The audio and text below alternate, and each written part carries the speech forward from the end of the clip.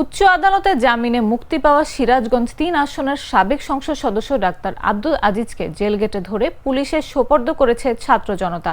এই সময় তাকে মারধর করা হয়। মঙ্গলবার রাত ৮:৩০টার দিকে সিরাজগঞ্জ জেলার কারাগারের সামনে এই ঘটনা ঘটে।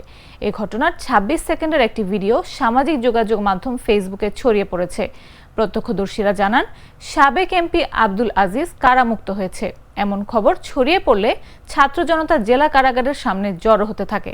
এরপর কারাগার থেকে মুক্ত হয়ে বের হওয়ার সঙ্গে সঙ্গে তাকে ঘিরে ফেলেন তারা। এ সময় তাকে ধরে টানা হেঁচড়ার পাশাপাশি মারধরও করে ছাত্র জনতা। কারাগার সূত্র জানায়, সাবেক সংসদ সদস্য ডাক্তার আব্দুল আজিজ হত্যা চেষ্টা ও বিস্ফোরক আইনের মামলায় গত ৪ ফেব্রুয়ারি থেকে কারাবন্দী ছিলেন। এরপর হাইকোর্ট থেকে জামিন পেয়ে তিনি মুক্তি পান।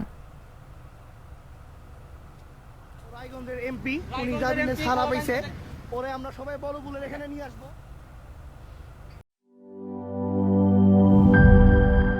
বান্ডেল থাকলে প্রতি সেনমানিতে টাকা বাঁচবে।